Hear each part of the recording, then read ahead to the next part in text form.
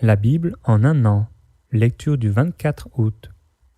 1 Corinthiens, chapitre 15, versets 29 à 58. Autrement, que feraient ceux qui se font baptiser pour les morts, si les morts ne ressuscitent absolument pas? Pourquoi se font-ils baptiser pour eux? Et nous, pourquoi sommes-nous à toute heure en péril? Chaque jour, je suis exposé à la mort. Je l'atteste, frères, par la gloire dont vous êtes pour moi le sujet en Jésus-Christ notre Seigneur. Si c'est dans des vues humaines que j'ai combattu contre les bêtes à Éphèse, quel avantage m'en revient-il? Si les morts ne ressuscitent pas, mangeons et buvons, car demain nous mourrons. Ne vous y trompez pas, les mauvaises compagnies corrompent les bonnes mœurs. Revenez à vous-même comme il est convenable et ne péchez point. Car quelques-uns ne connaissent pas Dieu, je le dis à votre honte.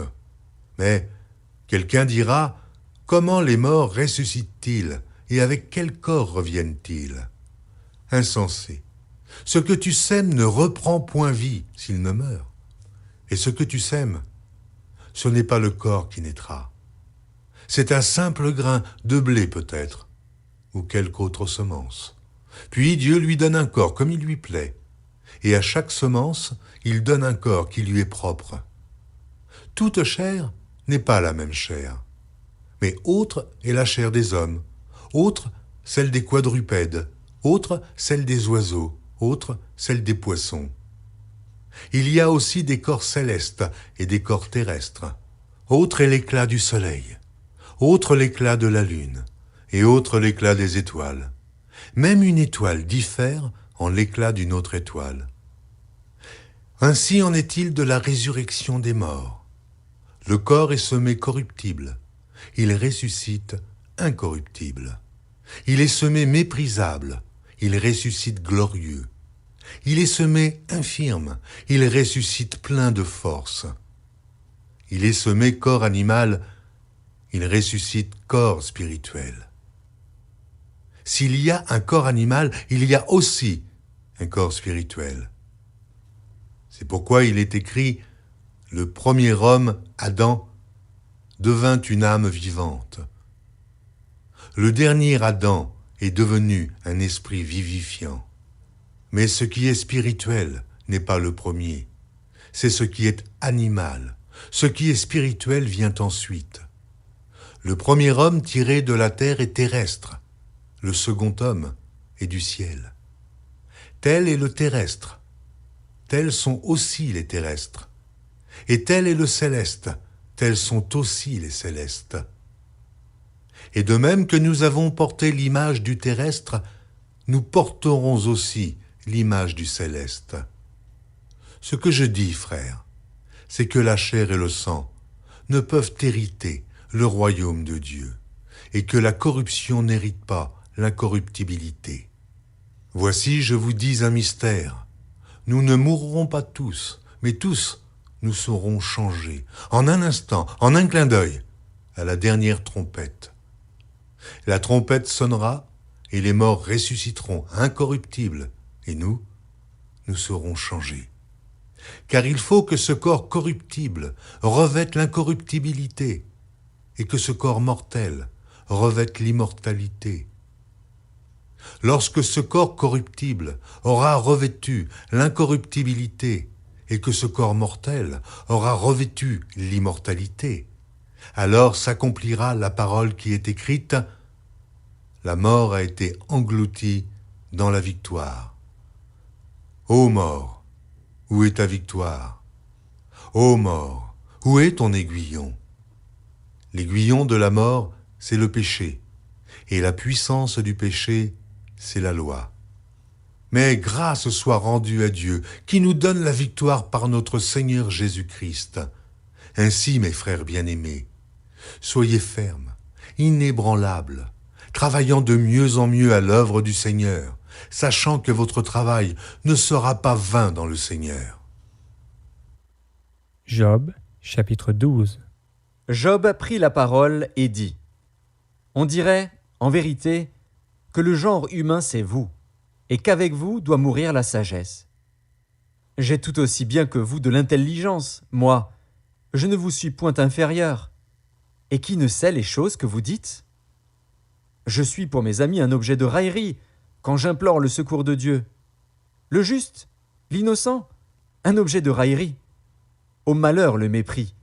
C'est la devise des heureux. À celui dont le pied chancelle est réservé le mépris. Il y a paix sous la tente des pillards, sécurité pour ceux qui offensent Dieu, pour quiconque se fait un Dieu de sa force. Interroge les bêtes, elles t'instruiront. Les oiseaux du ciel, ils te l'apprendront. Parle à la terre, elle t'instruira, et les poissons de la mer te le raconteront. Qui ne reconnaît chez eux la preuve que la main de l'Éternel a fait toutes choses? Il tient dans sa main l'âme de tout ce qui vit, le souffle de toute chair d'homme. L'oreille ne discerne-t-elle pas les paroles, comme le palais savoure les aliments? Dans les vieillards se trouve la sagesse, et dans une longue vie l'intelligence. En Dieu réside la sagesse et la puissance. Le conseil et l'intelligence lui appartiennent. Ce qu'il renverse ne sera point rebâti. Celui qui l'enferme ne sera point délivré. Il retient les eaux et tout se dessèche. Il les lâche et la terre en est dévastée. Il possède la force et la prudence.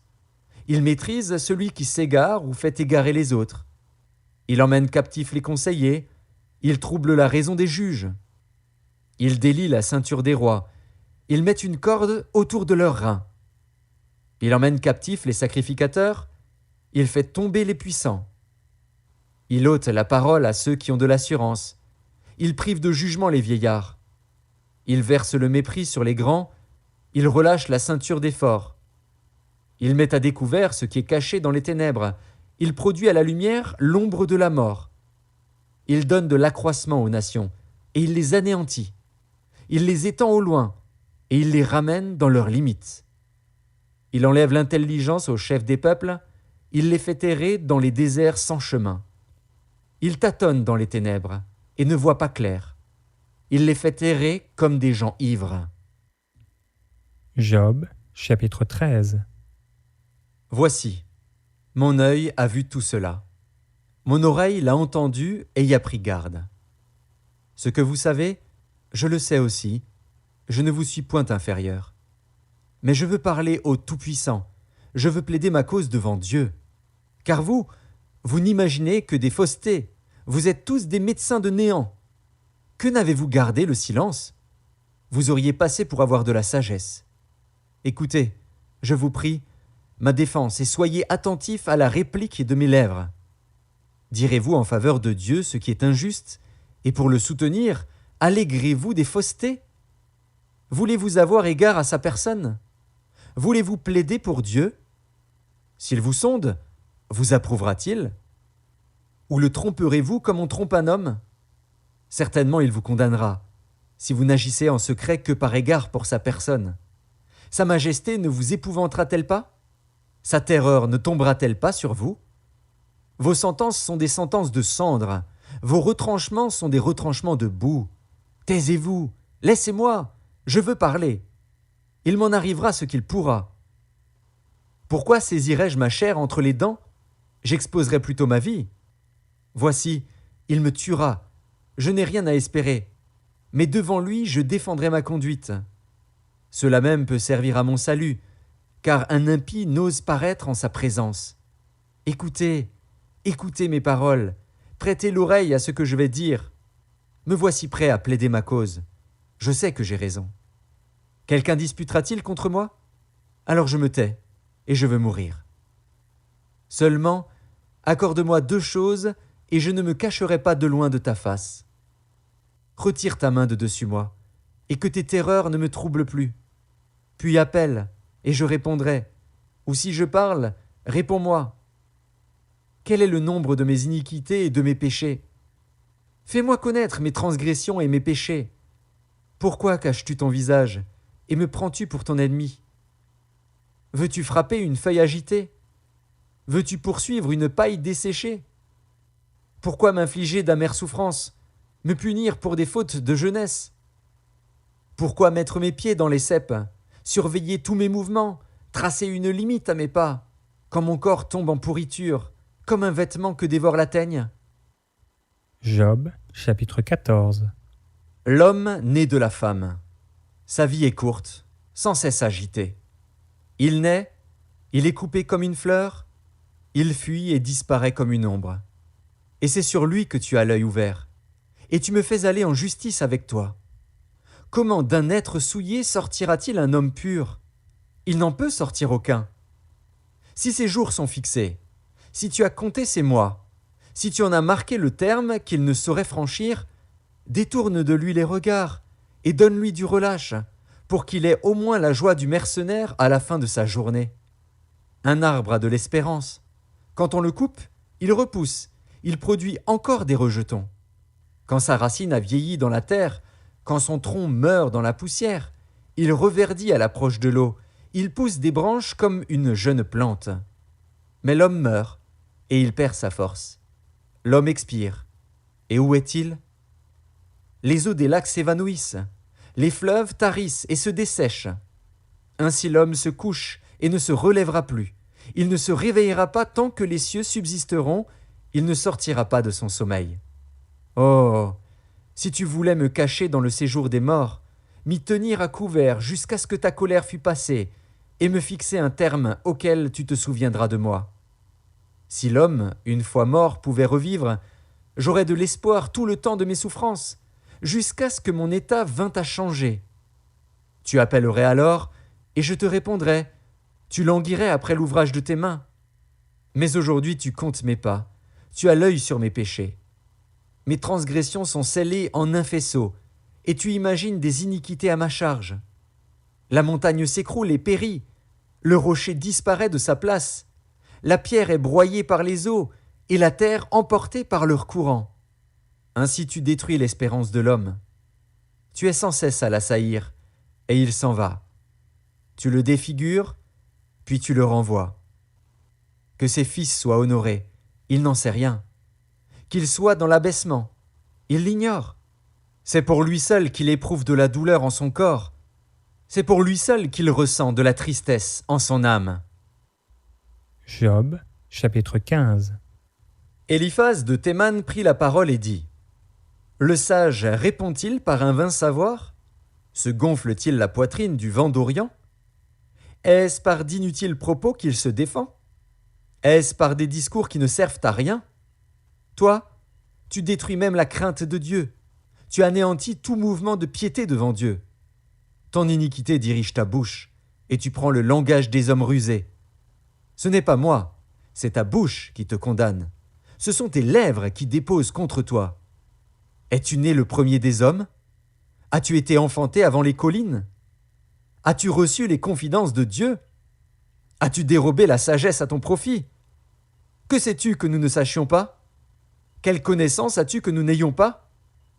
Il y a parmi nous des cheveux blancs, des vieillards, plus riches de jours que ton père. Tiens-tu pour peu de choses les consolations de Dieu et les paroles qui doucement se font entendre à toi?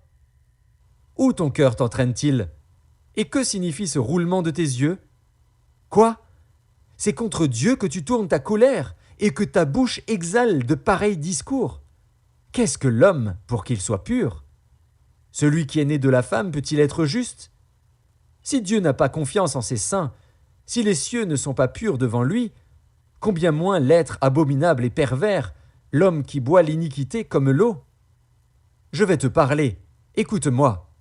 Je raconterai ce que j'ai vu, ce que les sages ont fait connaître, ce qu'ils ont révélé, l'ayant appris de leur père. À eux seuls appartenait le pays, et parmi eux nul étranger n'était encore venu. Le méchant passe dans l'angoisse tous les jours de sa vie, toutes les années qui sont le partage de l'impie. La voix de la terreur retentit à ses oreilles. Au sein de la paix, le dévastateur va fondre sur lui. Il n'espère pas échapper aux ténèbres, il voit l'épée qui le menace. Il court çà et là pour chercher du pain, il sait que le jour des ténèbres l'attend. La détresse et l'angoisse l'épouvantent, elle l'assaillent comme un roi prêt à combattre. Car il a levé la main contre Dieu, il a bravé le Tout-Puissant.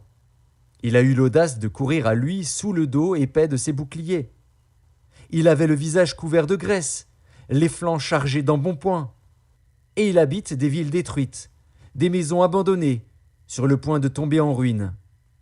Il ne s'enrichira plus, sa fortune ne se relèvera pas, sa prospérité ne s'étendra plus sur la terre. Il ne pourra se dérober aux ténèbres, la flamme consumera ses rejetons, et Dieu le fera périr par le souffle de sa bouche. S'il a confiance dans le mal, il se trompe, car le mal sera sa récompense. Elle arrivera avant le terme de ses jours, et son rameau ne verdira plus. Il sera comme une vigne dépouillée de ses fruits encore verts, comme un olivier dont on a fait tomber les fleurs. La maison de l'impie deviendra stérile, et le feu dévorera la tente de l'homme corrompu. Il conçoit le mal, et il enfante le mal. Il mûrit dans son sein des fruits qui le trompent. Psaume, chapitre 39. Je disais, je veillerai sur mes voies, de peur de pécher par ma langue. Je mettrai un frein à ma bouche, tant que le méchant sera devant moi. Je suis resté muet dans le silence, je me suis tu, quoique malheureux, et ma douleur n'était pas moins vive. Mon cœur brûlait au-dedans de moi, un feu intérieur me consumait, et la parole est venue sur ma langue. Éternel, dis-moi quel est le terme de ma vie, quelle est la mesure de mes jours, que je sache combien je suis fragile.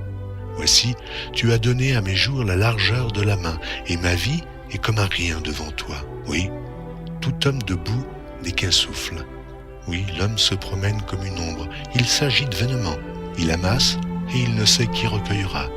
Maintenant, Seigneur, que puis-je espérer? En toi est mon espérance. Délivre-moi de toutes mes transgressions, ne me rends pas l'opprobre de l'insensé. Je reste muet, je n'ouvre pas la bouche, car c'est toi qui agis.